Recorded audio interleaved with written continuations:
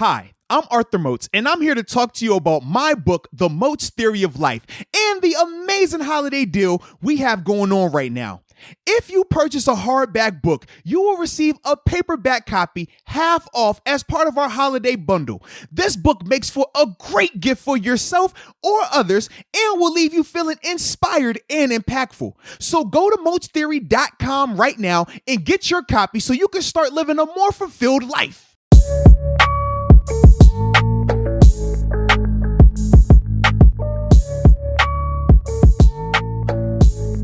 What's up? It's the Arthur Moats Experience with Deke. I'm Arthur Moats, and that's my main man, Deke. What's up, bro? Come on, baby. You already know what it is. Another episode brought to you by DraftKings Sportsbook, America's top-rated sportsbook and app. Deke, not only are they safe, but they are secure and reliable. And for all the first-time users out there, you know we got promo codes, right? Yeah. We got promo codes. It wouldn't be right if we didn't have one. I mean, that's what you're supposed to have, right? Yeah. You're supposed to have a promo code. So for all the first-time users out there, if you use the promo code MOATS, you will receive up to $1,000 in deposit bonus money. So stop wasting time. Download the app. Use the promo code, more importantly, and get an opportunity. That's all you want, is an opportunity to make a little money. And I'm excited about this weekend, because we got opportunities for some big time games, some big time action, and we're going to get into those. But first, a little housekeeping. A legend in the game decided to hang him up officially, man. Yeah. Phillip Rivers, after 17 seasons in the NFL, he officially announced his retirement today. He goes down as, I think he's fifth all time in passing touchdowns and passing yards as it currently stands, man. Big tip of the cap to Phillip Rivers, though. Part of a crazy draft class, obviously, with him, Big Ben, and Eli. All three of those guys, I do think, lived up to that billing of, you know, where they were drafted at and the expectations around them. Obviously, being able to compete against Phillip Rivers, man, ultimate competitor, ultimate good guy competitor, too. It's weird. You got some competitors going to talk greasy to you. Everyone has heard about Phillip Rivers. He's going to talk to you greasy in the most polite way possible. I can't stand you, freaking jerk. Gosh. Oh, man, you suck, but you know what? You're not that bad, but freaking dadgummit. You're like, bro, say it. Curse at me, please. It's like, stop with all this PG, like, just, I need it more aggressive. That's Phillip, though. That's Phillip, man. You got to love him for it, because he's going to talk smack the whole time, ultimate competitor, but he is going to make sure it is family friendly when he talks. What was crazy, his smack talk sounding like after he would score a touchdown or his team would do something good? Seriously, that's what it sounds like. Like, yo, you see that right there? Yeah, but we busting your butt, huh? We busting your butt. Yeah.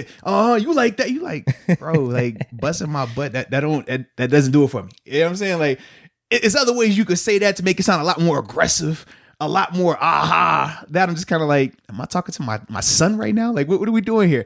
But that's Phillip, though, and you got to respect him for it, man. Everybody is different in their journeys and how they, you know, have their little niche. We talked about even with Andrew Luck, how you smash him with a big hit. He's getting up. Hey, that was a good hit, man. Hey, bro, you got me on that one. Hey, man, great job. Phew, God, y'all come right here, man. Golly, y'all were prepared this week. Like, stop, Andrew. No. Don't talk nice to me. You're throwing me off right now.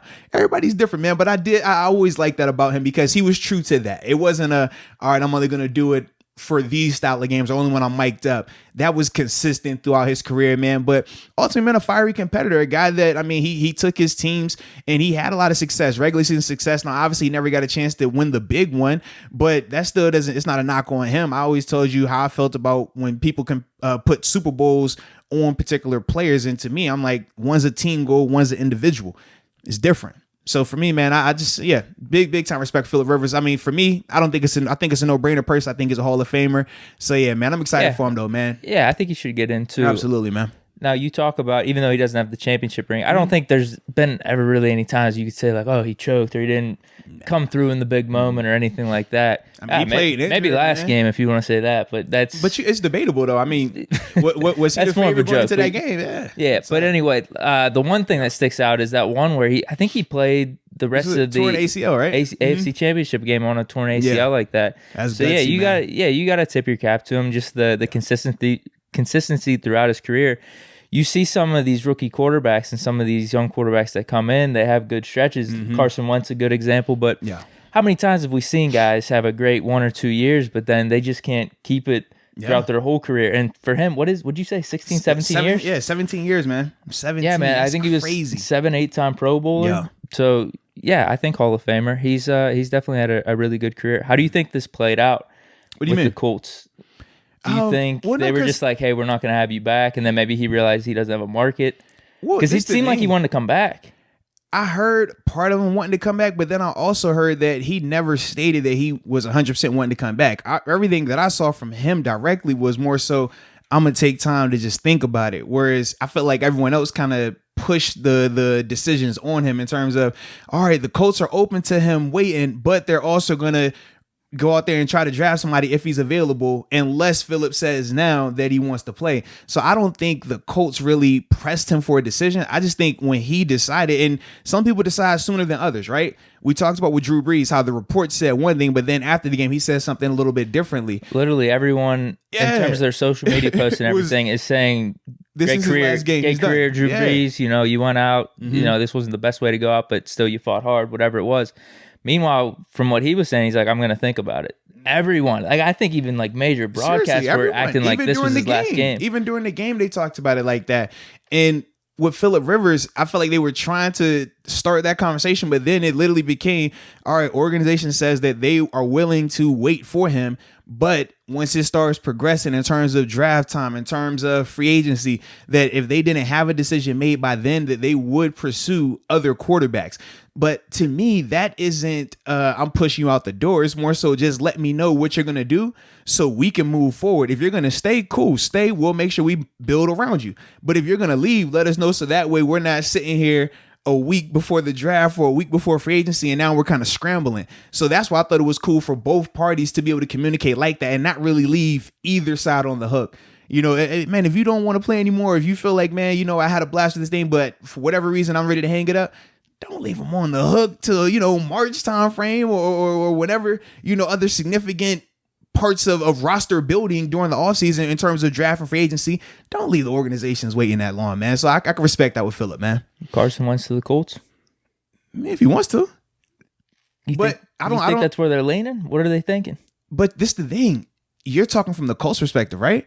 Because if you're Philly, there's no guarantee that Philly wants to get rid of Wentz right now. They got rid of the head coach. I know, because of Wentz. Exactly. Which is like, so damn, what does that say? I don't know about that call. Yeah. But if you're Philly now, I feel like you made the decision. You made the decision that you're riding with Wentz. Because if not, then you would have moved Wentz and not fired the Super Bowl head coach within 5 years. You might have a team that legitimately makes sense to be a trade partner for you, for Wentz, if you want to get out under that contract. But why would you want? But this is my thing, right?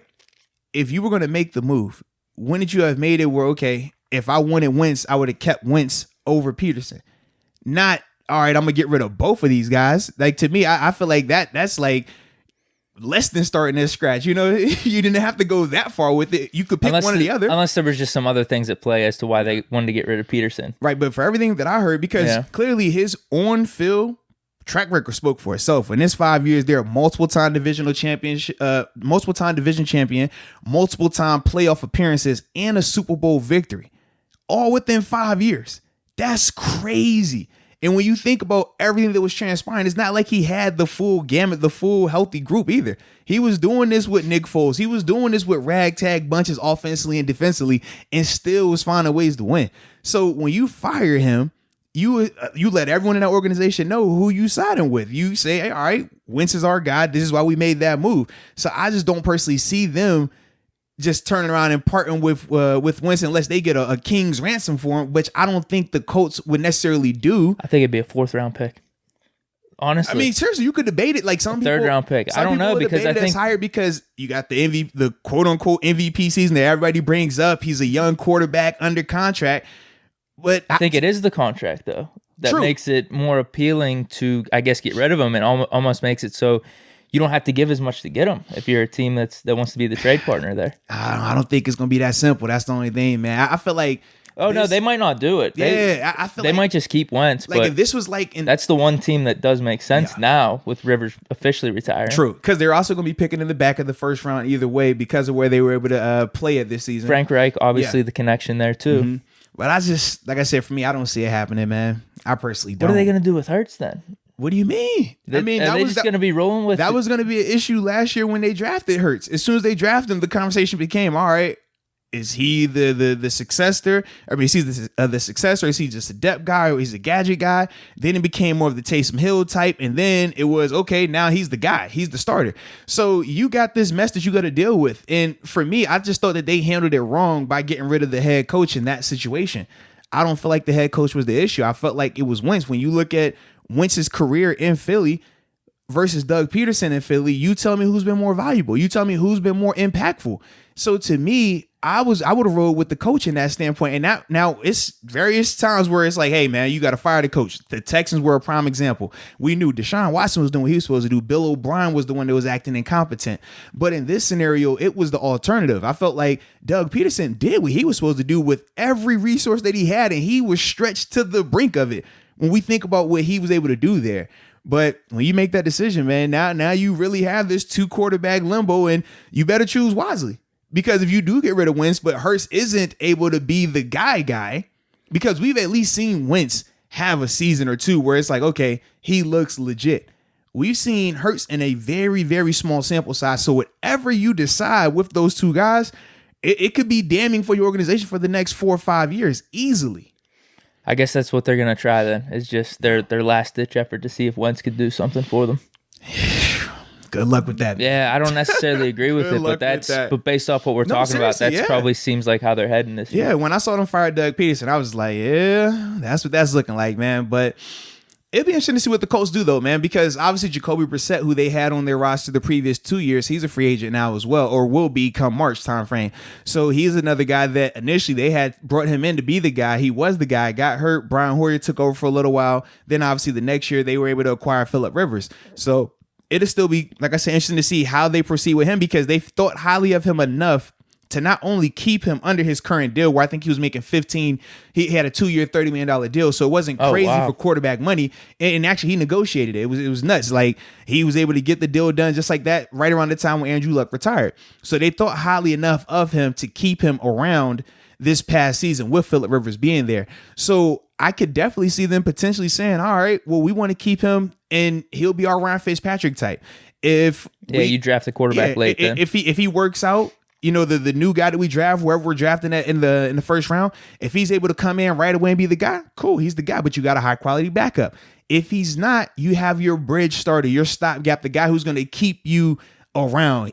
Jacoby Brissett isn't going to win you a Super Bowl, but he can get you into the playoffs. We've seen that. He can do enough with the pieces that they have in Indianapolis to keep them afloat, to keep them going. And that's all you need if you're the Same Colts. thing. If the quarterback goes down for a game or two, absolutely, man, win you maybe 2 of those games. Absolutely. So I think the Colts, man, they are in a good position right now. They'll be fine because number one, you already have a guy that you can do business with, that you've already done business with. You have the familiarity. You have that right there. And then from there, like you said, you see where the chips fall into the draft. But if I'm the Colts, I'm not really touching Wentz. I'm not a Wentz guy, though. You know me. I'm not a Wentz guy. So that's part of the thing, too. I just don't see him in the same vein I think it's like if Frank Reich sees him like that, though. That's the one thing. Yeah. And that's why the potential trade could make sense. But, yeah, if he doesn't, if he's just ready to move on and try to build a team his own way and not bring any other existing players from around the league in, then he might just draft a quarterback and like you said with Brissett. Yeah. So we'll see. It's gonna be interesting, man. It's gonna be interesting. So that was the first order of business, man. Got to tip our caps to those guys, man, without a doubt. Also, man, I forgot too, on Tuesday we had something historic happen from a virtual standpoint. Hall of Fame voting took place. Yes, and we have 2 guys that are in the finalists, right? In terms of Alan Faneca, we know him, the all-world guard / tackle when you need him to be. And then Bill Nunn, the scout and wizard who really just changed the face of football, not only here in Pittsburgh, but league-wide in terms of recruiting, in terms of scouting and discovering African-American talent, man, just Joe Greens, those type of guys, your Donnie Shells, those type of just small school, just athletes that, man, are able to come in here and really have an impact, really put their stamp on the NFL, man. And that's Steelers dynasty. Absolutely, man. He's the biggest part of that, man, in terms of acquiring that talent. That's him. That's why he's in this conversation and why he's a finalist.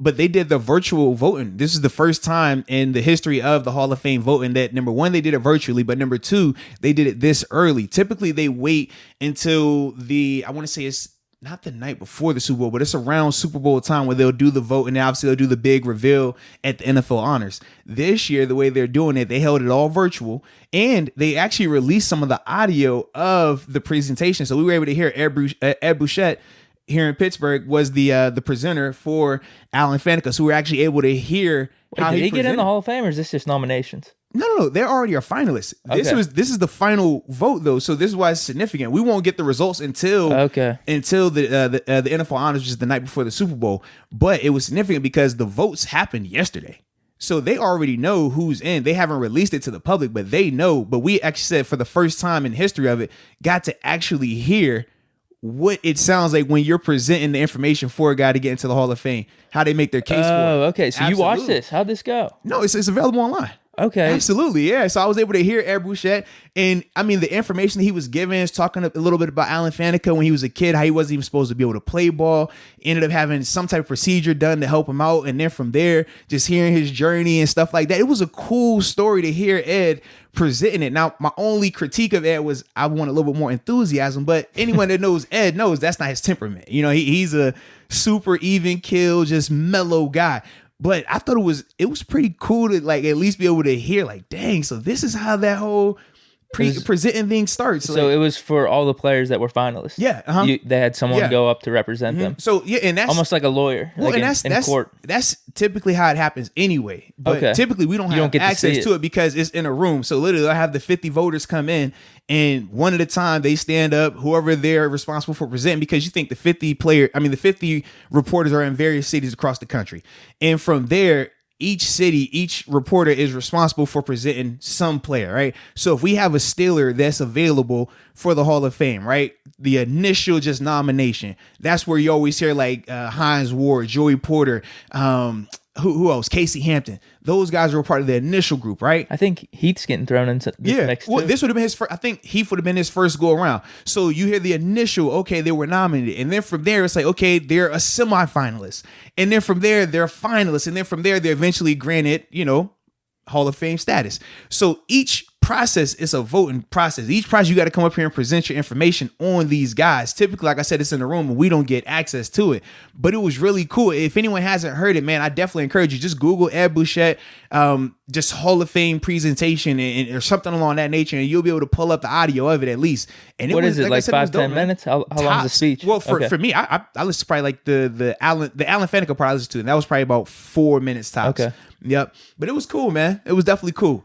Did you listen to anyone else's or just his? No, because like I said, I was doing a show while I was listening to it, so it was Okay. like, oh, let's play this audio, man, and it was dope though, man. It was really good to hear. But I guess for me, I'm excited about it and a little nervous.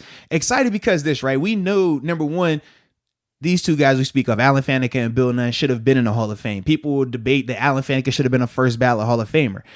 The reason I'm nervous is because I'm like, dang, well, typically I know how I am on Zoom calls or how most people are on Zoom calls, right? Sometimes you're focused, other times you might be multitasking. This is serious. I mean, everybody knows this. Everybody will admit it. It's cool. But when you're presenting something this significant, I'm like, man, if you can't hold their attention, this could be a problem. But this is on Bouchette, you're saying? Well, but then my other side is this. This the other side. I'm like, then they hit us with the, well, I forgot what they said. They said that his consistency and his style, but I'm like, man, I'm nervous because, man, we might need something different. Like if this has been every time that they went out there and they've fallen short, think about how many times they've been nominated and have become finalists and fallen short. It's been multiple times for these guys. I'm like, dang, maybe we need something new. As the presenter. I'm just saying, like, or maybe a little editing game or something. No. If we could get it where Ed writes it, but we need like. Are you talking about yourself? Is that No. Dude, Bob Pompiani. I think you'd be a good presenter. No. We got somebody else. Who else? Let's think. We got some more colorful people that they could give you like the theatrics, because you got to think, man, if you're not accustomed to like the on camera or the big presentations, excitement and things like that, like that's different for you. But if you can write it, it's a market for you. It's like a ghostwriter and the actual performer. We always hear about Drake, right? People get on Drake. Drake doesn't write his lyrics. Drake has a ghostwriter. That's fine. He could perform the heck out of it though. I don't care if you can't write it, but can you perform it? If you can perform it, we good. I got somebody else write it for you. Ed can write it. Bob performs it. We good to go.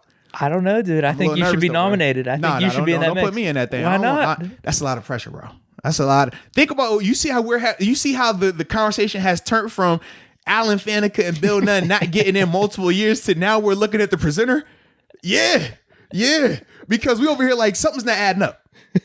That's what I'm saying. I mean, the career, the accolades. Who's better than you though in the Pittsburgh market? Oh, no. I'm a young guy. I'm a young guy, man. Don't do that to me. Don't put that on me. What does the Bible say though? It says something about like doesn't matter if you're young, right? I don't know what you're talking about, baby. All I know is this: you got to have one of them OGs, one of them big dogs, go out there and speak. I'm gonna critique it. That's what we're gonna do. We're gonna sit here and critique it. I'm gonna talk about you. If you do good, I'm gonna talk good about you.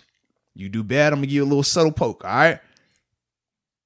That's that. But I'm not going up there. I ain't doing that. Come on, man. I don't know. Nah. I think it should be in play. Nah. I'm good on that, baby. I'm good on that. But yeah, man. So that's why I'm a little excited, but a little nervous. Okay. Excited because maybe this is the fresh blood. The virtual Zoom might be the difference that it takes to get him over the hump. Nervous because after hearing it and just knowing that this is the same thing that's been going, maybe we might need something different. This is number 2 for Faneca, right? No. For Faneca, I think this. I thought last year was the first one. I could be wrong though. No. Last year wasn't the first. I want to say this is his third go around. You're right. He's been out of the league for a while. He's definitely had multiple times at it because we even talked about this last year in terms of when he didn't get in. And it was like, man, this is crazy. In terms of, because him and Donnie Shell were kind of the two Steelers where we just saying, man, both of those guys deserve to be in, and both of those guys for different reasons. But we didn't think though we were gonna get 3. Remember, correct? It was 4. We were like, we'll be lucky to get 2 just because I don't know if they're gonna put 3 or 4 Steelers in. Yeah, so we'll see though. I'm hoping this though, because we understand also how they're talking about it's going to be the big joint celebration, right? The 20 class and the 2021 class. So with that being said, you're looking at having Troy Steelers party. Exactly. And what better way to do that? You got these 2020. Didn't we have the Hall of Fame game last year too? We were supposed to. Are they going to put it for this year? So just hear me out, right? You got your 2020 guys that still have to get inducted. Your Troys, your Donnie Shells, your Bill Cowers, right? Then from there, you go to this 2021 class. I'm not forgetting anyone. Yeah, those are the 3 we got last year. Yeah. Then you got the 2021 class. You get Alan Faneca and Bill Nunn. That's 5 Steelers back-to-back years. You know what? It's a 2-hour drive to get over there to Kenton. Maybe a little bit longer. Yeah, we're going to shut that thing down, baby. Absolutely. They host the Hall of Fame game. Come on, baby. That's all I'm saying, man. It's there. Okay. And we know the NFL loves marketing. They love money. It's a pandemic. What better way to make money in a pandemic? Tap into that Steeler Nation market, baby. That's all I'm saying. Sure. But yeah, man. So that, like I said, that's what went on last night. It went on Tuesday night. Well, yeah, same difference. Tuesday night. And obviously, we'll just have to wait until the NFL Honors, which takes place the night before the Super Bowl, to get the official results of that voting process. So fingers crossed with those 2 guys. We also had Let's Go Pens game last night, man. And before we start, should we wait till after for me to announce? Maybe you guys can guess, and if I watch the game based off my analysis. What do you think? I would much rather we just do it ahead of time. All right. Yeah, because otherwise you might drop some gems and then people will go back and discredit it if you didn't watch it. But then the alternative, if you did watch it, but say you weren't as sharp as you would like to have been, they're going to discredit. Honestly, maybe though the first thing you said, if I dropped gems and I didn't watch it, maybe people are impressed. They're like, holy hell, how's he getting this information? How's he able to skate through this? Or are they going to say, man, he had a great Google game. So yeah, man, you let me know how you want to start this thing. My computer's acting wacky down here. I don't know what that was. So, what time the game started yesterday? Well, actually, the game started at 7. Yeah, it started at 7. Right? Mm-hmm. I had band practice at 8:30. Uh-huh. So I didn't get around to it. Okay, fair enough. But I like it. There's this thing called the internet. Uh-huh, there it is. And their streaming services. Uh-huh. Actually, this technically isn't a streaming service. I don't know how the hell I found this. Because I was looking up NHL Game Pass, NHL Rewatch, NHL Replay. Couldn't find really anything on official NHL. Uh-huh. I go on Reddit. Hey! Go on Reddit. All right. I don't even know how these sites exist. Maybe it exists for the NFL too. Maybe I'm paying too much for NFL Game Pass. It's from what I've heard, Reddit is definitely like if you're into that, yeah, that's what they do. So they had a link for me. What time was this? This was probably 11 or 12 You gotta o'clock be careful today. with them links though. Every once in a while, you gotta be careful. You do, but so Just never know. They gave me the full game rewatch at my fingertips. I like it, I could man. rewind, go back and forth. I watched the full game, so I did watch like it. it, man. Not at the time allotted yesterday, but I did rewatch the game. I like it. Well, I got a similar story actually. We had basketball practice last night at 7:00, so I missed the Okay. first period. So when I came home, it's the start of the second period. I'm looking at the score saying 3-1. I'm like, what the heck is going on? But then I realized that I'm the good luck charm. You know how you shied away from it last time. We talked about, man, maybe that works, maybe it doesn't work. You shied away from it. You ain't want that pressure. I want that pressure. Because as soon as I turned the game on, we scored. Then we got scored on. Then we scored again. And then before I know it, I'm like, oh, it's 4-4. And I'm like, dang, in the midst of me watching this game, thinking that we're not even playing that well, here we are tied up. And then from there, we get another OT action again. I mean, shout out to the fact we get back-to-back OT games against the Caps. I was absolutely loving that. Dude, you were right about them cutting the players in overtime. They originally did it to 4. I don't know how many years ago, but then that's what I thought you were talking about whenever you mentioned it last podcast. Further. Now it's 3v3. Yes, and you see how fast, like, it's different, man. Like, that's the thing that stood out to me the most when I saw it the other day. I'm like, I've seen overtime hockey, and most of the times overtime hockey, I'm like, it's obviously you cut it down, but it still looks very similar to like just your basic regulation. When you cut it down to 3 though, man, it's way faster pace. Obviously they got to sub a lot sooner because these guys now have to really play offense and defense. Is a lot more challenging and taxing on them. But man, you get some beautiful hockey when it's 3-on-3. Like you get a chance to really just see it and just appreciate it. And for me, man, hell, these past 2 nights, man, I just get there, just kick my feet up, head back, enjoying the good time, man. Yes, indeed. I don't know if it's all well and good going forward, though. Now, why you think that, man? I think there are concerns. But, like, the first period, Penn's got absolutely smoked. Yeah, absolutely. Like, absolutely smoked. It could have been, what was the final score in the first period? It was 3-1. 3-1. It could have been, like, 5-1 or something Easily, like that. yeah. Like, they missed some opportunities. Like, I don't know, man. They definitely played way better in the second period and the third period. Yeah. Which gives you hope. I don't know. I might just be a little off on Casey DeSmith, though, as the goalie. And that's fine. All I know is he had the 2 big plays of the night. He had a 3-on-0 fast break that he stopped, and then he had an assist for the game time goal to Gino. To me, man, that's money in the bank. That's money in the bank, man. That's how I look at it. If you're talking offense, for sure, just even how they played in those last 2 periods, it was crazy. Like they were like firing on all cylinders. You could tell they were way more aggressive. And I think this new dude that everyone's talking about, I don't know much about him, but there's some type of connection with Pittsburgh. We drafted him, this Kapanen. Oh, yeah. Is that his name? Mm-hmm. Yeah. He was flying out around there, dude. Yeah, they like say he's a speed dude, man. I'm still learning him, but apparently they're pretty high on him, so we'll see. Oh, he was. Like, every time he was out there, he was making plays. I don't know if they limited his time or not. I don't know if this is a Claypool situation for us now. Should he be receiving more time on the ice? Should he be a first 2-liner guy? But I'm cool with what we got right now, because it's the thing. I look at it like this. Number one, that win yesterday, it showed 2 things.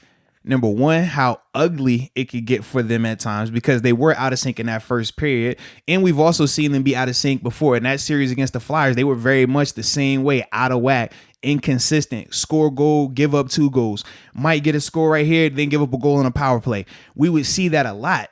I'm chalking that up to short offseason. They didn't have a realistic offseason. So you're still getting accustomed to each other. And you have to remember with the Pens, a large amount of their key players that are out here offensively and defensively were acquired through trades late in the season last year, right before the pandemic started. So guys like Jason Zucker, guys like Brian Russ who came back, guys like Evan Rodriguez, right?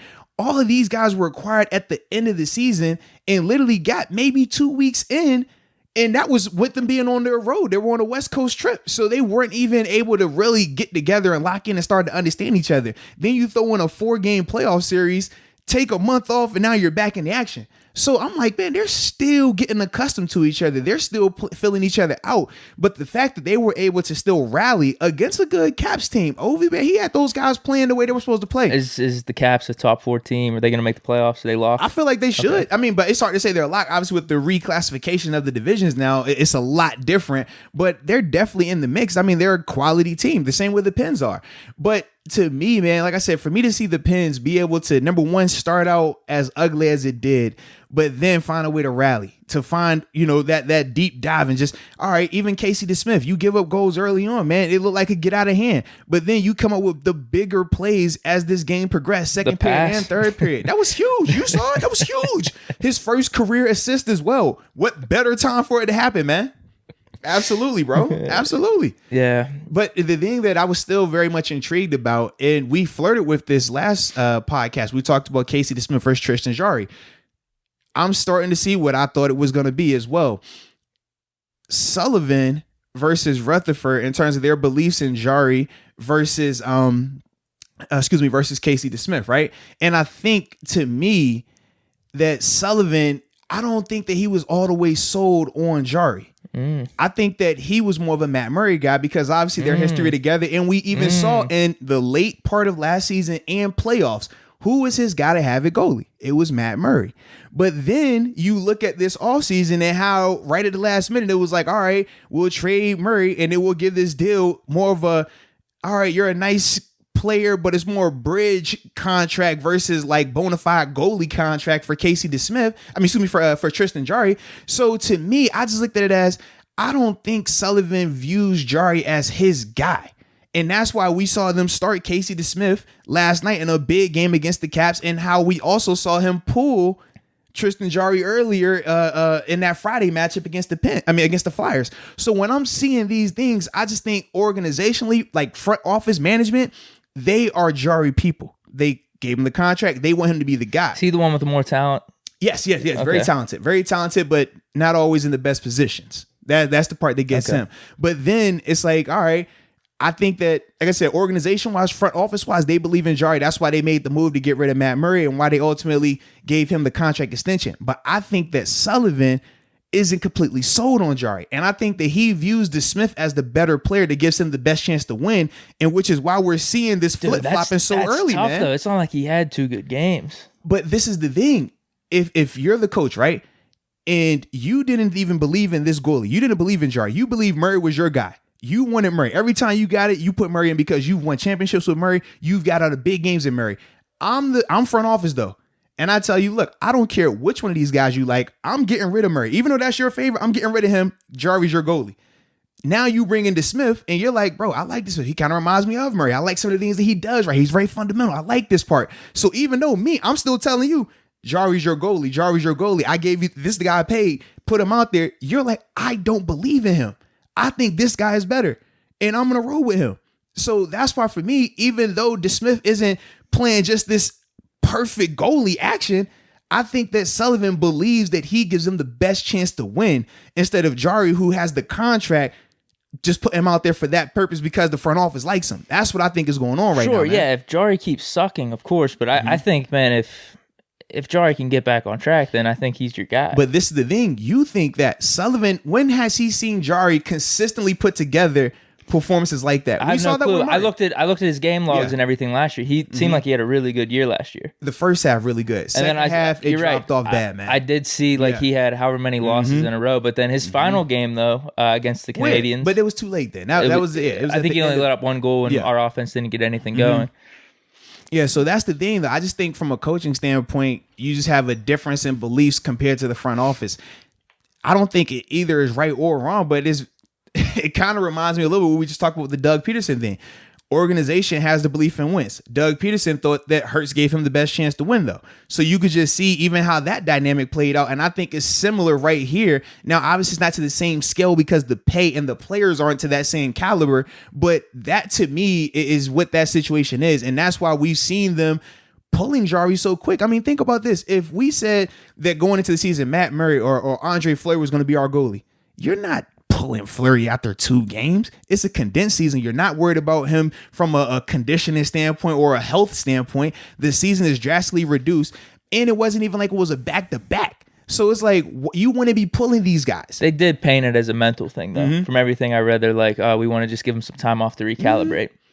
Would you ever have heard them say that about any of the other top goalies? No, but they didn't win cups, though, either. Jari didn't win cups. Well, that's what I'm saying. But that's why I think that they look at him like that, and they're doing that with him. You do that with guys that you don't necessarily believe in 100%. You're not doing that to your guys. If that's my goalie, that's my goalie. Think about Ben, right? As it pertains to football, Ben can have a bad game. Coach Tom's not going to pull him out and say, I want to give Ben some time to get his thoughts together.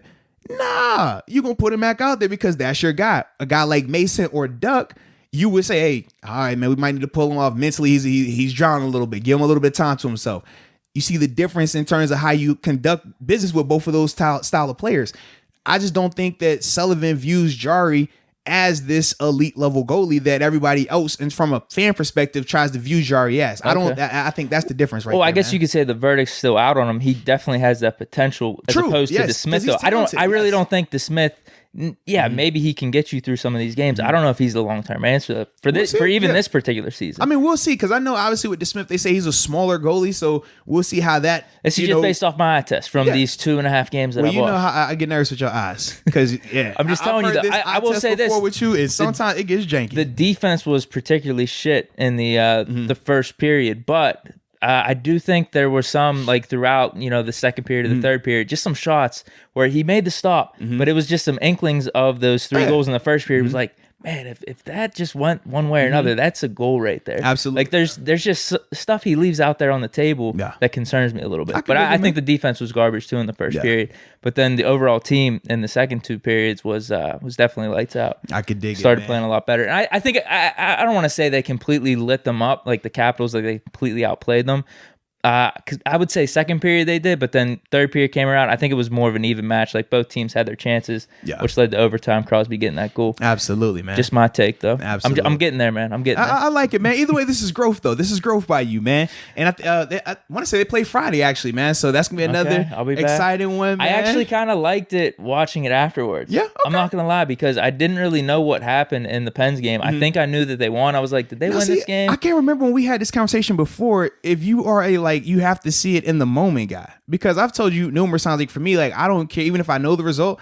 It doesn't bother me to rewatch a game once I already know who won. Even if I didn't watch it live, I don't care about rewatching it. Whereas I know some people, they're like, man, if I already know the outcome of the game, I can't rewatch it. I think it's because I'm talking about it now. But if I wasn't, the Steelers were playing.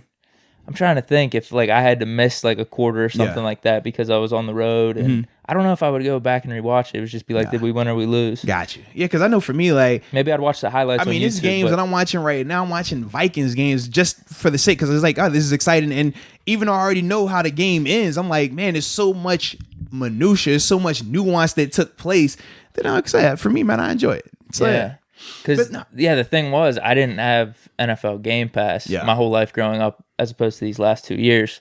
So I don't even know how the hell I would have been able to rewatch it. I don't know if Reddit has that type of site that I watched yesterday for the NHL where I can actually go back and rewatch it. But they do have those highlights on YouTube. So I like it. Yeah, no, you're right. I definitely prefer watching in the moment, but I don't know, this NHL thing, it's definitely a new atmosphere for me now. So maybe my thing is just watching it afterwards and on my own time, where it's as long as you watch it, an hour 15 where I can just go back real quick, oh man, I want to see that play again. Okay. I might like that. We'll see. I like it then, man. So dope.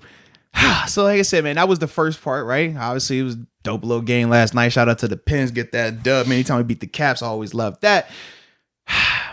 But we also got big ball this weekend too, man. Big time championship football, man. AFC Championship game, NFC Championship game this weekend. Which one you want to start with, man? I'm good with whatever, man. I'll let you pick. It don't matter. Whichever one you want to start talking about first, man. Dude, I really don't care. All right, go ahead. Start up, man. I want you to lead us today, man. No, I'm good, dude. Which one? All right, go ahead. Whichever one. I'm good, dude. You pick. Go ahead. No, you pick. I'm waiting on you. Go ahead. All right, so Bucks Packers. For me, man, I'm looking at these Bills, man, and I'm excited about this. No, I'm messing. No, we can talk that. Messing, I don't really care. I'm messing. I'm with you though. Bucks Packers. Go ahead. I'm messing. It really comes down to the Brady factor for me. Okay. And you're gonna do the Brady versus Rodgers. Rodgers definitely had the better season. I just trust Brady more coming into this game. And you could probably say, as a team, damn, it's tough because I think the Bucs have the more prolific offense all around with that group of receivers. Running backs, probably debatable. Ronald Jones and Fournette versus Aaron Jones and Williams and Dillon too. Mm-hmm. That's debatable. Maybe you would lean Packers a little bit. I would say overall though, maybe you go Bucs there. In terms of defenses, it's close. I think both of them have their flaws. Packers letting up some stuff on the running game. Bucs on their defense letting some stuff in the passing game. So we could go back and forth with all these little things. Two great teams. I mean, they're the two last teams standing in the NFC. For me, it just comes down to... I am glad to hear you say that. That's growth from you. Last year, you were not on this two great teams because they're in the championship games. Like, last year was a different tune. I got pissed off about some stuff. That's what okay. That might have been post-game stuff. I mean, it was really the Vikings. Because I was like, man, your energy was not like this. You sound... It's a way different tune this summer. I don't like it, though. It was Cousins. These teams left in the championship game, they all have, like, top quarterbacks. So it's not like Cousins, he's a top 20 guy celebrating this win against the Saints where it's like, I know what's going to happen in this 49ers game. You're going to get blown out. I've seen this too many times. In this case... I'm like, man, anything can happen, to be honest with you. Like, I'm going to have my opinion here, and like I said, I trust Brady, but hell, Rodgers could come out and definitely beat him. I wouldn't necessarily be surprised, but I think that's what it's going to come down to. I'm just going to trust Brady a little bit more than Rodgers coming in this game. I know it's at Lambeau Field, but I think Brady can definitely play good in the cold. He's proven it up in New England. He did it a couple years ago on the road with the Chiefs. That's my opinion. I'm leaning Bucs in this one because of Brady, the Brady factor. I like it. I'm taking the Packers. I know the Packers are going to win this game. The Packers are the better team. I feel like they're more complete, more consistent, and they got the more continuity. I think that's been the biggest difference between the two. I understand the head-to-head matchup, the Bucs got after them. Sometimes that happens. I mean, you could say the same thing about the 3 times that the Saints and the Bucs played, how the first 2 times the Saints got after the Bucs. None of that history matters when it's time to actually play in this current game. And I think that more so the Bucs, as good as they looked, it was largely because of how bad the Saints looked offensively. And I do think that hyped them up a lot more coming off of that game. I don't think that that's realistic. I don't think that we're going to see that defense play to that level because Aaron Rodgers and that Packers offense is way more effective and can attack you in a lot more ways than that Saints offense can that was led by Drew Brees in that game. But then also when you talk about the defenses, I love both defenses. I think both of them have very talented players, young players, and you know, at all 3 levels, which is exciting. But to me, I personally think that the difference is, man, the pass rush. I think that the Packers can consistently create pressure. I understand that the Bucs have some of the higher names in terms of your Sues, in terms of your Jason Pierre-Pauls. Obviously, Shaq Barrett led the league in sacks a year ago. But at this stage, the first 2 guys in terms of Pierre-Paul and Sue, they're more named than just insane productivity right now. Still good players, but I don't think that they're going to have the same level of impact as a Zadarius Smith will have with the Green Bay Packers. I just think that he's going to just be a matchup nightmare for the Bucs. And then when you talk about the quarterbacks, I mean, you said it yourself. Rodgers, I mean, he balled out this year. He's the way that they've talked about it, he's going to be the MVP, right? That's at first it was the Mahomes thing, then it shifted, and now it was actually first Russ. You're right. It was let Russ because cook. that was absolutely that was trying right. to be ordained before the season. Oh, you're absolutely right. He has never received the MVP vote. Let Russ cook. Look at Russ cook. You are absolutely right. You forgot about that. Holy cow. So yes, it was Russ who they were trying to force feed us. Then it transitions to Mahomes. And now from there, it's transitioning to Rodgers. Now, Rodgers the guy. Rodgers, hey man, it's the MVP. And his season speaks for itself. I mean, honestly, his past 2 years, he balled out. No one talks about last year. They speak of it in a negative sense, but you look at his numbers, they were still insane. And the thing is, his turnover number is crazy low, which is typically you don't get the crazy low turnovers when you have that type of just crazy offensive firepower from a touchdown and throwing standpoint. But Rodgers does a good job of taking care of the ball, and they score in the red zone. I mean, I think going into last game, man, they were 80% in terms of scoring touchdowns in the red zone. That's high efficiency down there, man. That is big time when you're able to capitalize in those situations like that. And I just think that that's going to continue against this Bucs defense. I don't think that the Bucs are going to be able to hold up. I ultimately think that Aaron Rodgers will be the difference.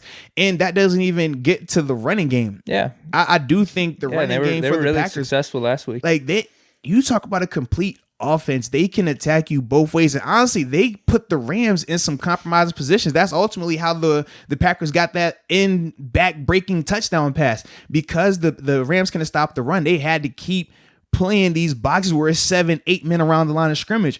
And that forced you to play your cover 3s and your cover 1s and literally play action pass off of it, take the deep shot, hit Lazard in stride, touchdown.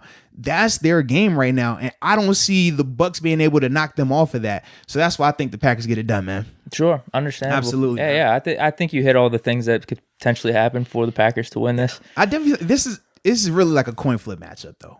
Either one of these teams, like I said, could win it. I don't think either one of us would be surprised by it, but I think it will be a good game though.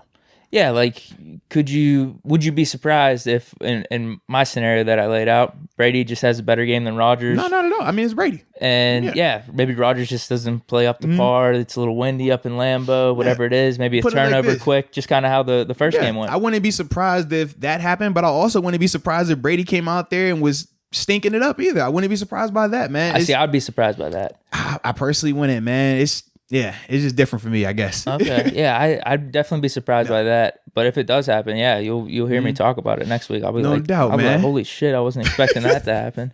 I'm shocked. I'll give you my shock face. Be like, whoa. Yeah, you got score prediction? Oh man.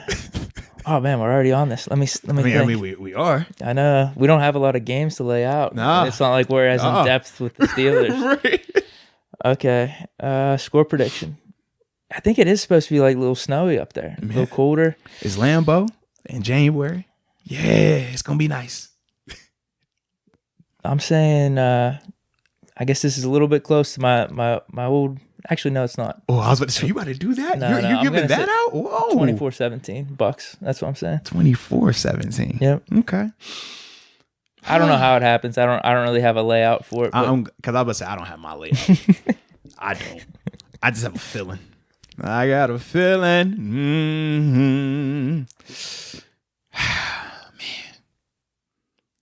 I like the Packers a lot in this, actually. What's the spread? You know the spread already? Not off the top of my head. Okay. Yeah, but I like them a lot. I mean, obviously, this is going to be a tight spread. It can't be more. Yeah, it can't be more than 3 or 4, right? Tops. 3 tops. So you would maybe take that, 2.5. Oh, absolutely. Yeah, okay. Yeah, absolutely. For the Packers, yes. But for me, man, I'm going 31-21.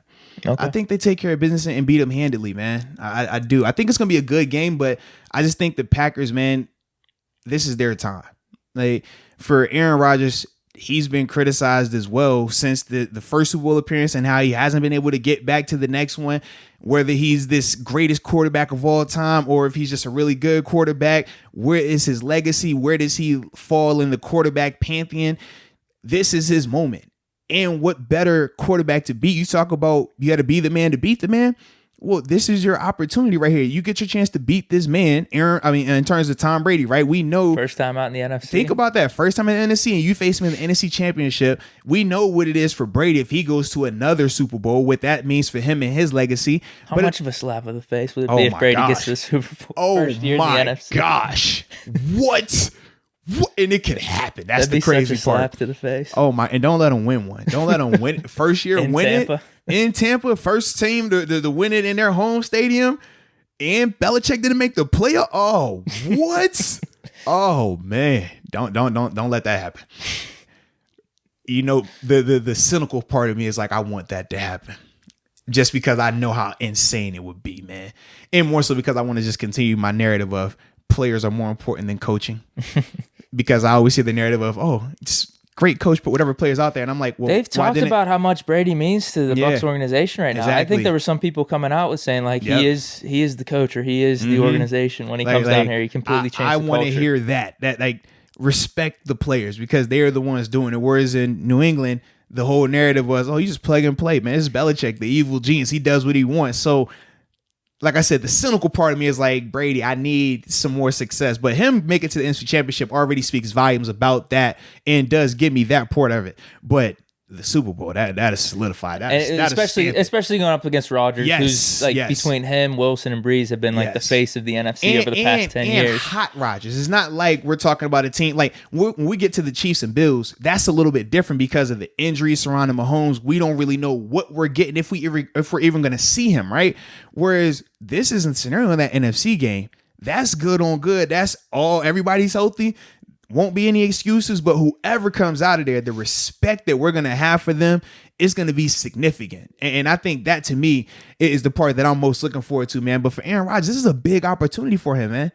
Big. I mean, it's hard to be viewed as a great, as the GOAT of something when you've only been to one Super Bowl, right? And as much as I tell you, I hate the argument of Super Bowls as it pertains to individuals, when you're talking about GOAT conversation, Brady has the hardware to go with the accolades from an individual standpoint. And that's why it becomes so daunting of a task. So for Rodgers, man, it's going to be interesting to see how he lives up to that moment, because this is a big, I think, to me, I feel like it's more pressure on the Packers and Rodgers. Yeah, I agree. Than the Bucks. And I think that maybe that's a little bit of too why I'm just leading Brady. House money, and I just trust him more in the playoffs. I do think there's a lot of pressure with the Packers. It's a ton of pressure on the Packers right now. But I just think that they're long overdue.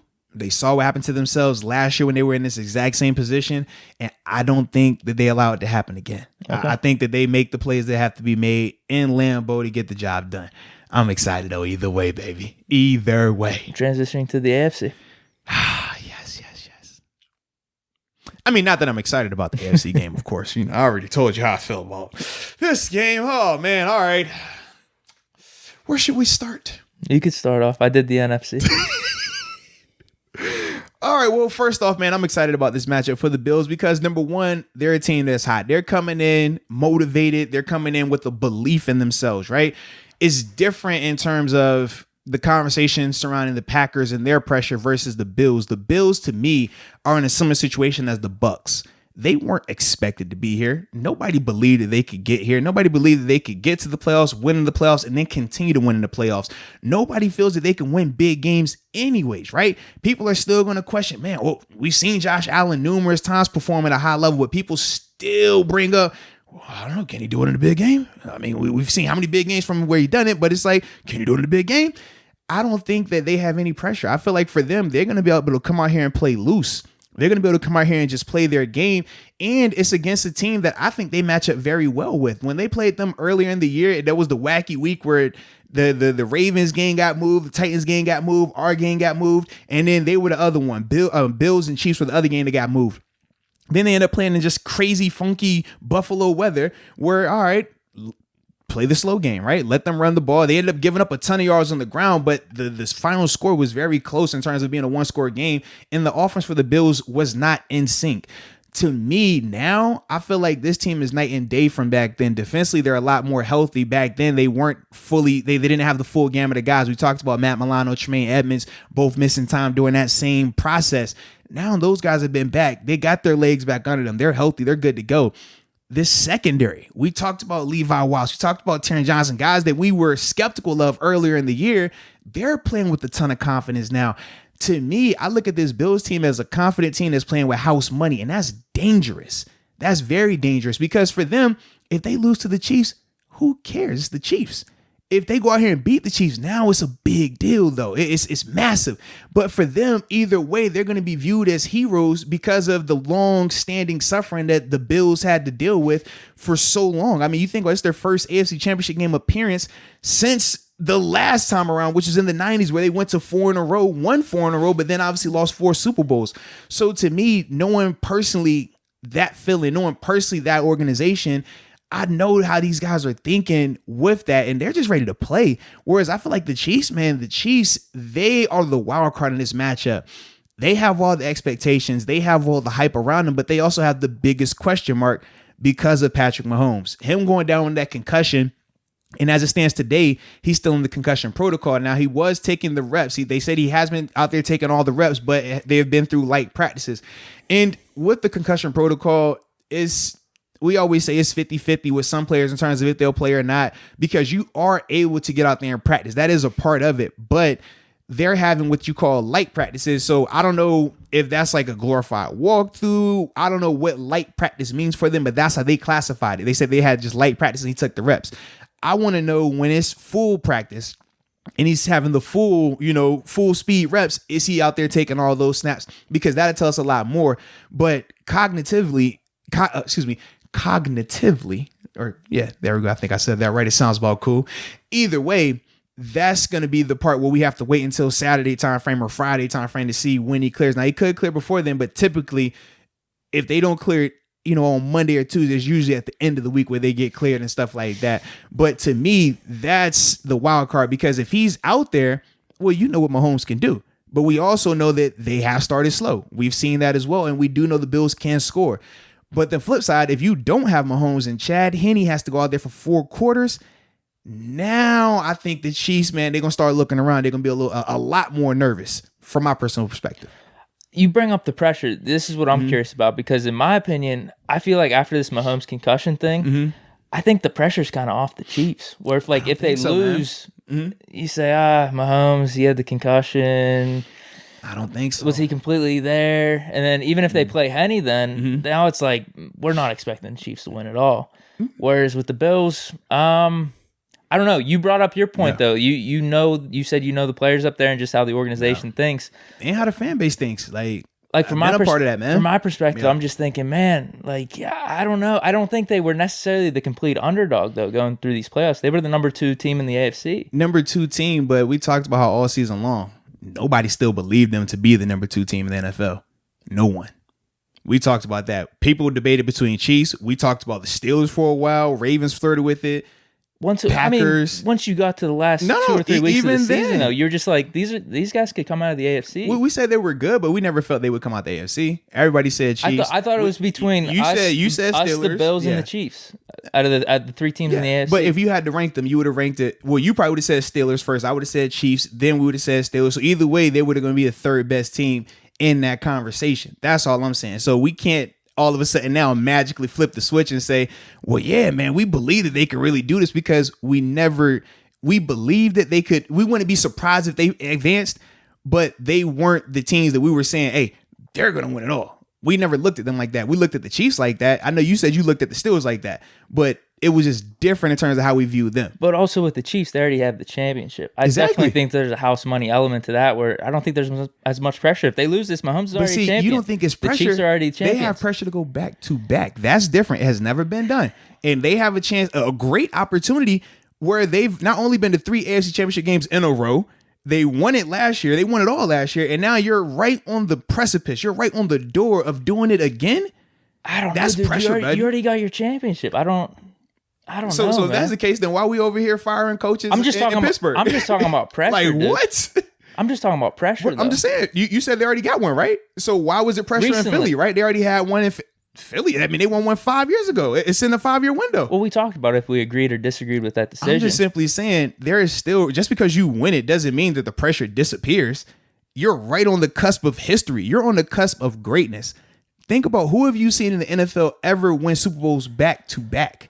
They have a chance to do that. That is special. I think a lot more rides on the Bills with this game. If the Chiefs lose, my opinion on them just does not change at all. Does your opinion change on the Bills if they lose? You didn't believe in them last year. You barely believed in them this year. Here's my point: is like, if they win, then it's like, all right, yeah, you'll believe in them more. But no, this is the next step. If they lose, it's like, all right, I don't know. I guess you were supposed to lose.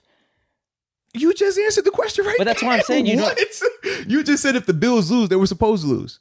Yeah, in a way, but you're still trying to get to that next level. But if you're the Bills. But if the general consensus around the Bills team is that they're supposed to lose because of the Chiefs, how can they have pressure? Here's my problem. I'm giving you my personal perspective of like, you're supposed to lose. I don't think that's going to be the case from a national media standpoint. I think they're going to be coming at, can Josh Allen win the big game, or the Bills? I don't know what you. That's what I'm talking about. You don't watch the national media like that, because I watch it like that, and for a fact, it's Chiefs. For a fact, the biggest question is, all right, we all feel that Mahomes will be out there because it's Patrick Mahomes. No different if Ben was in this situation. We would feel that Ben would be out there, right? Nobody's talking about the Bills really doing anything crazy. If the Bills win, you know what the report will be? Number one, if Patrick Mahomes is out there, the excuse won't be that the Chiefs played bad. It'll be, well, he was dealing with concussion symptoms. Or it's the greatest. It's an upset. It's huge. If the Chiefs win, we're not hearing upset. We're not hearing anything about any other reason why they had to win. It's just the Chiefs won because the Chiefs winning. If the Bills win, we're going to hear every excuse why they won. Mahomes had missed time. That's why I Mahomes think with there's no concussion. pressure on the Chiefs. No, if anything, it's way more pressure on the Chiefs because if the Chiefs win, it's because they had to play great. If the Chiefs lose, oh, well, man, hey, Mahomes this, Mahomes that. For the Bills, they're stuck either way. If they win, they're not getting credit. If they lose, they're not getting credit.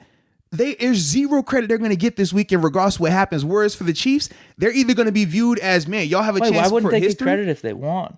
Because I just told you, what are they going to say? Well, Mahomes has been dealing with concussion-like symptoms. You didn't get full strength Mahomes. Even though Mahomes played in the game, he was limited a little bit in practice because of the concussion. You didn't face the best version of Mahomes. That's their excuse that's going to be, regardless of how the game plays out. That's going to be the narrative. We're not going to hear the words upset if the Chiefs win.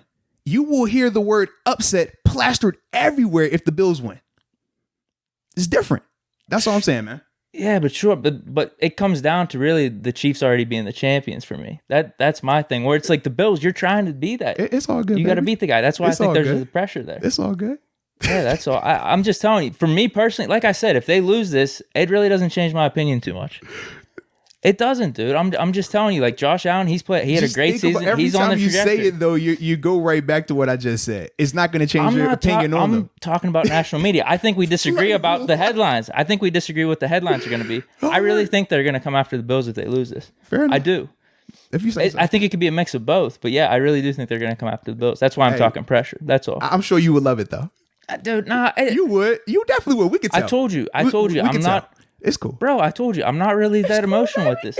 It's cool. Trust me. It's cool. I'm not tripping, baby. No, Score bro. prediction? Huh? I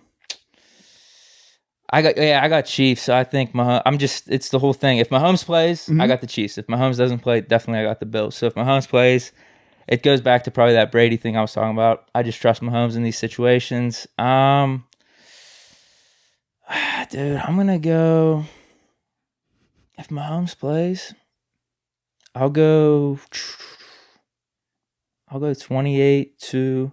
7-point game in both scenarios, NFC and AFC Championship. Cool. I don't care who plays. Bills 28-21. I don't care who plays. All right, that works. Henny, Mahomes, Lamar, Jesus, Bills winning.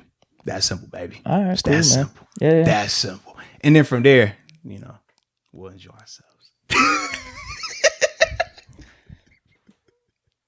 I mean, you would enjoy it. I wouldn't enjoy it. You know that one. I wouldn't. We would enjoy it. You know why we would enjoy it. I already told you last podcast why we would enjoy it, though. For our boy Ben. Come on, man. It's legacy, bro. I guess, man. Come on, man. I mean, I told you, I'm not rooting legacy, for. I'm bro. telling you, I'm It's not legacy. rooting for any of these teams, Legacy. man. It's legacy. All right. I hear you talking. Legacy. We good, baby. All right, This dude. the one, though.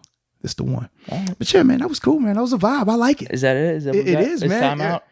I mean, yeah, we on the door. All right. So absolutely, man. This is good though. Yeah. So with that being said, man, shout out to everybody that's been vibing with us, man. All the new subscribers, anybody that hasn't subscribed yet, if you're still listening right now at the end of the podcast, definitely hit the subscribe button because you have earned it.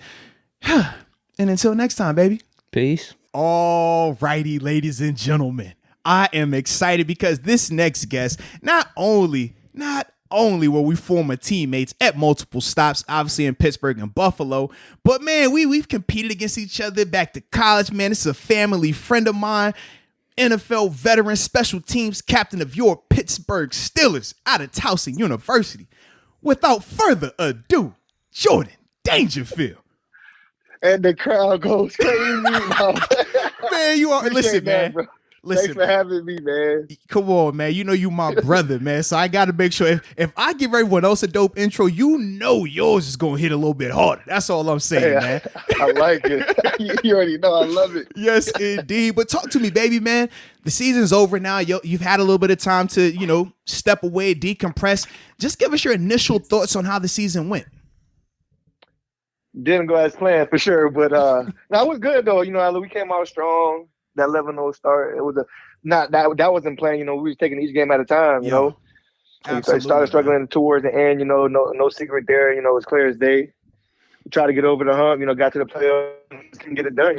At the end of the day, no matter what, the job is the Super Bowl. So Absolutely. even if we lost in the AFC Championship game or something, we came up short. So it didn't go as planned for sure.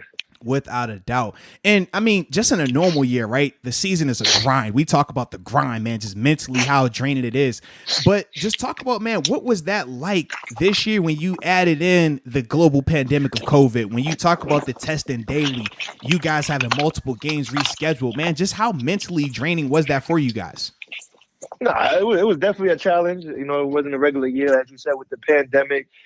And with all that being said, I mean, unfortunately, we actually the two of the major breakouts that the NFL had, the teams were playing us. So Crazy I felt like luck, we had right? we had the hardest. You know, if you think about it, Absolutely. you know, just getting the schedule pushed around, then going 13 weeks straight, playing 3 games in 12 days. You know, not seeking comfort or anything, or you know, but I mean, it's a challenge. You know, everybody would say it. Absolutely. And I think it is different too when we talk about seeking comfort, because we are obviously anybody that's played for Coach Simon, we know we don't seek comfort, we seek solutions, right? Exactly. But at the same time, I feel like it's important to acknowledge the different variables that were happening. And these are big, impactful things that threw off the rhythm that did have a negative impact. So I don't think it's seeking comfort when we speak on it. I think we're just acknowledging the different adversity that you guys had to face this year. Yeah, no, absolutely. And those are major key points for sure. Yeah, so we talk about how the season didn't exactly end how we wanted, but was there some type of highlight to the season? Was there a portion of the season, maybe a game or play in particular, that was your favorite moment of the season? Like for my play personally, or just for the season? I'd say you. Yeah, like what were you thinking, like looking back, man, like that was my favorite point of the season. It was a lot, you know. It was a lot. I felt like I had a good year, and most of all, a healthy year. You don't have to be humble about it. He gave us the. Hey, listen, that is media training 101 right there. My man said, "Look, man, you know, it was a good year. I did some good things. Got stuff I need to work on." Wow, I love it though, Dave. That's it. You've learned. You've been taught well. That's what I'm talking about. Don't let Deke get you in trouble. Nah, you funny. Nah, I had a good one. You know, just one that sticks out for me in particular is I feel like the play I had against the Cowboys. Huge. When I ran down the trick play. That was huge, man. How many people reached out to you? Was it like one of those scenarios where what was it? It was the Super Bowl, Bills Cowboys. Yeah. Moats knows about this, where they were down by so much, and BB came down and knocked the man. football out of the Cowboys guy that was just about to crazy, score. right? Did anyone reach out to you about that? It was like, oh man, I really like your mental toughness here. Your never give up attitude. Oh yeah, nah, definitely. That's why I like the play. Also, I just feel like it defined my journey and my career. Like in that one play, I just felt like it just showed everything I've been through and what it took to get there, honestly. Nah, man, that was huge, man. And like you said, man, you're a guy that plays with great effort and great energy. That's why you're the captain. And what better time for the captain to stand up and make a play? And especially at that part of the season, that was a huge play, critical play, keeping points off the board. And ultimately, man, being the difference in the end result. So without a doubt, man, that's definitely a play that should be talked about. Absolutely. I was just trying to get the guy down and give the defense a chance to either get a turnover or end it for a field goal, which they ended for a field goal. And shout out to your speed, man. I don't know what you've been doing when you train this all season, but man, you done got a little fast over there. I remember you in your Hofstra days, you know what I'm saying? Before take it back past Towson, you know, and you won't run it like that. Not like that, you know, and it's about the angle too. So he talk about it. It's about the angle and the speed, you know. I like it. You gotta improve in something, you know. Hey, always got something to work on. Facts. I don't think we asked you about this in your first interview with us, but you played with the Brooklyn Bolts. I don't even know what the league was called. I was trying to look it up. What happened there? Like, what is that league still around? Yeah, talk about the timing of it, everything. Yeah. Like, did you have any other potential NFL teammates on those teams? Oh man, I mean, it was definitely an experience. Like, that I definitely wouldn't want to experience again. But they would not want to experience again. Shoot, they owe me a game check. They tripping. We need that paper. It's no NFL game check, but still, money's money, and I want my money that I signed up for. Facts. You know? You provided a service, and you should be compensated for that. Yes. Exactly, and I feel like they forgot about me because, you know, Pittsburgh ended up signing into the practice squad like while I was out there. Yeah. And then like that last game, they was probably like, "Oh yeah, he's back in the league. He don't need it." Type, you know. I don't like that. Hey, but no, it was the FXFL. I think there was about 4 to 6 teams. I think. Okay. And then it was running down the fall. I was on the Brooklyn team. go back to New York, hometown a little bit. Okay. Shoot, let me tell you guys about the experience. So, we did camp down in Florida, in Fort Lauderdale, Florida, I think, at a hotel, and then we went to like some local turf field to practice. Barely no trainers. It was like no trainers out there. We was taking the shuttle to practice. Yeah. I was making ice baths in the hotel room, from the ice machine. I was taking myself up all that, had my own gear.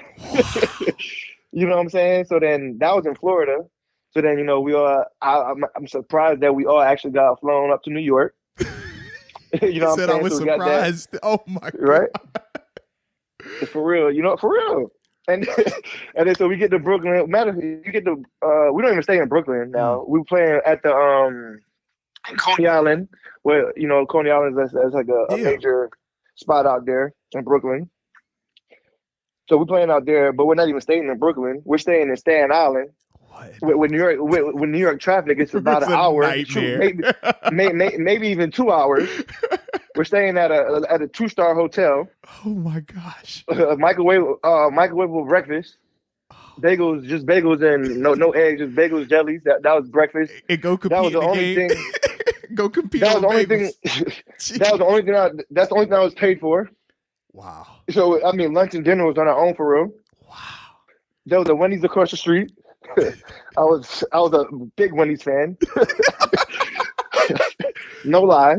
What in the right? So we taking it was like about 4 or 5 minivans that we're taking back and forth to lug the team back to take an hour to practice, 2 hours maybe even depending on traffic, and then back. Jeez. You know what I'm saying? So that was that, and then like I said, trainers were. I felt like we had new trainers every game that we had. Like it was people. It was people trying to get experience. Wow. How many fans were at these games? In Brooklyn, we actually had a decent amount of crowd. I feel like being at Coney Island, it was decent. You could see other people with other like NFL sweaters on, repping their team. Yeah. So they were kind of excited about it. The fans were, but I would say, shoot, maybe not even 5,000 to 6,000, not even. Okay. And as far as potential, we definitely we were undefeated. We had the best team in that league for sure. There it is. For sure. We had Deontay Spencer, which he's over there now. Mm-hmm. That was my teammate before he even came back to Pittsburgh. So that was my teammate before. In Denver now. Yeah. In Denver now, yeah. So he's one of the guys. It was a corner, Vernon Kearney. He was an NFL guy. He was bouncing around the league for a little bit. We had Kevin Elliott. Elliott was out there receiver. Absolutely. Yeah. KE was out there bouncing around. Yes, indeed. We had I know we had two Millard at middle linebacker. We had some guys. We had Kevin Fogg. Kevin Fogg with Pittsburgh. Yeah. Pittsburgh Steelers. Well, he's up in Canada now. Yeah.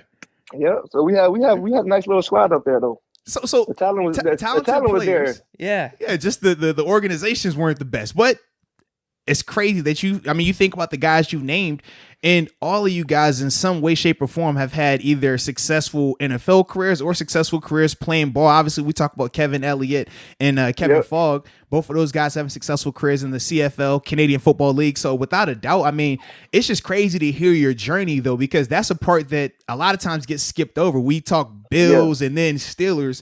But, yeah, that was a journey right there that you were on, man. And to just bring it full circle, you go from that part of your journey to this year you're being named a special teams captain for the Pittsburgh Steelers. Just talk about, man, what did that mean for you, man? It meant the world, like you said, and then my whole journey. So just to see everything coming full circle, all my hard work, dedication, all the work I put in it to get where I'm at today. Just being named captain, it meant a lot, Definitely had to hold back. I had to hold back tears, you know what I'm saying? But it meant a lot. I ain't gonna lie. I had the proud moment, man, when I saw you go out there for that coin toss against the Browns, Week 17. Man, appreciate that. I said, yo, that's my guy. That's my guy out there. Coach C. I just talking to Coach C, I had to make sure, everything was right, the way to defend, all that. You know, he's like, you know, you're good. He's like, you're good, you got it. I'm like, Coach, I'm great. I'm good. I've been waiting on this moment in my life, my whole life. Hey, real question. Did you call heads or tails, though? That's the real question. I caught heads. All right, cool. Always choose heads. That's all I'm saying. On tails, yeah, I believe on tails that on that day, tails was the Browns helmet. See, we never take it tails. I wasn't gonna call tails. Yeah, Never. exactly. That's funny, man. But man, just recapping your season, man. What do you feel like you were most impressed with yourself that you thought you did well? But then also, what is one of the things that you walk out of the season and say, you know what, I really want to improve my game in that element. I want to improve that aspect of my play. Yeah, no, definitely. I think I improved a lot on kick returning, blocking for kick returns. I mean, if you guys, anybody that has done it, it's probably the hardest thing to try to block somebody running a 40 to 50 yard and blocking them cleanly, right? Cleanly. And blocking them cleanly. So I mean, that might be the hardest thing to do on the field, honestly. So I just feel like I actually improved in that. That was one of my goals for me to just improve in that than I have in the past. As far as improving, more tackles, forced fumbles, block punts, splash plays. Absolutely, splash plays. And I'm glad you said that because you could create splash anywhere on the field, right? We talk about special teams versus being on defense. You can still create turnovers. You can create big plays in that element as long as you're hungry for it and you want to do it. And you're obviously the guy who always has that type of mentality.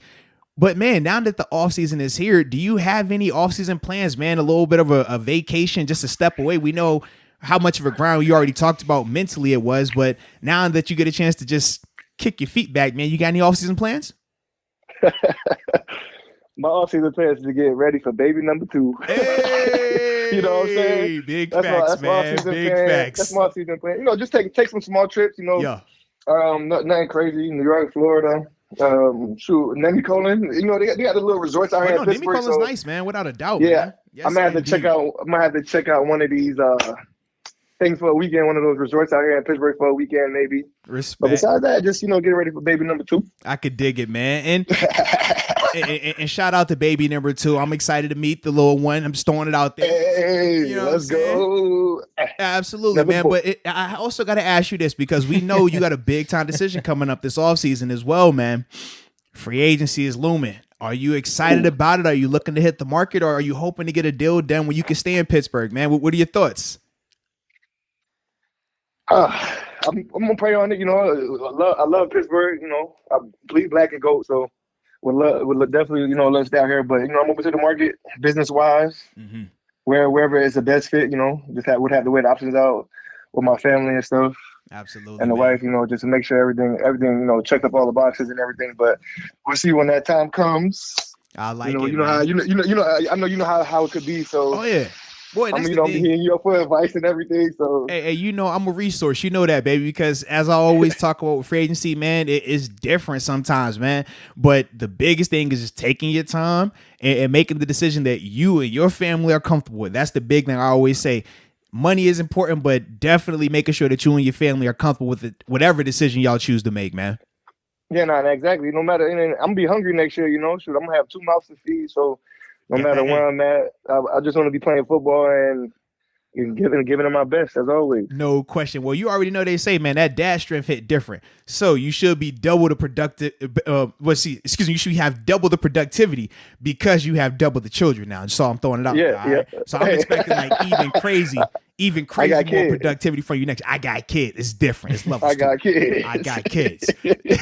My dog, man. Once again, bro, we appreciate you so much, man. Taking time out to hop on with us, man. Enjoy your offseason. Enjoy your family. We look forward to seeing baby number 2, man. Just keep being great, bro. Absolutely. I appreciate you for having me, baby. Anytime. I appreciate it. My guy. Peace.